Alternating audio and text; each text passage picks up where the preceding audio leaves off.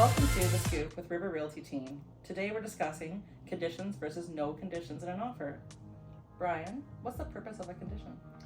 Conditions are put in an offer to protect our clients. So whether that be the seller or the buyer, most commonly, buyer conditions, financing, home inspection, insurance, sale of property, they're all put in an offer to protect your best interest. Andrew, what's the risk of putting in no conditions, so a cash offer? So a cash offer, completely no conditions, you better make sure you have all your I's Ducks in a dotted row. and T's Yeah. crossed. Yeah, because if you don't, you've signed your seal, you're done. Like, you can be sued for breach of contract if you can't prove. Yeah. Okay, so what is signing under seal? So when you sign a contract that has a little black dot beside the signature, you're legally binded to the contract. So once it's delivered to the buyer or the seller, if it becomes firm, that's it. You're binded to the agreement. Yeah, that little black dot is what makes our contracts binding. Weird. Yeah, in the old days there was a stamp. More fun. Okay, so we have an offer, there's conditions in it. We have to act in good faith on those conditions. What's that mean?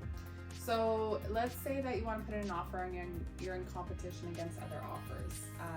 You want to check your home inspection, your financing, and maybe a couple other things, but you just put a financing condition, and in your head you think, I'll just do all these other things during that conditional period. That's not acting in good faith, because if your financing is approved and everything goes through, but your home or let's say your something else didn't work out, you're backing out of the offer because of that reason and not the financing, and so that's not acting in good faith, and technically you could be taken to court for that. Yeah, that's a way you could potentially lose your deposit and be sued for damages. Yeah. So you want to make sure that if you are looking into the septic and the well and and a home inspection, that you put all of those conditions in the offer, not just one to kind of sum it up. Unless it's a due diligence clause, which in that due diligence clause you can put that you're looking into this, that, X, Y, and Z, and you can list all the things that you're planning to look into. So while you're during the conditional period and you're doing your inspections or financing or whatever it is, what happens if issues come up during that conditional period? So if issues comes up, your agent should be working on your behalf to try to help you and the sellers work that out, basically. So if there's an issue with the home inspection, sometimes sellers may help you fix that item, or we can quote what items they are. So you're prepared to know going forward what the costs are associated with that. If there's an issue with financing, for example, sometimes you can go to another vendor, but typically speaking, once you have issues with financing, you're going to have issues. Yeah. And financing issues are fairly rare if you've been pre-approved. Pre-approved, yeah, exactly. At that point, it's usually typically only the house that has the issues, not necessarily you if you have proper pre-approval.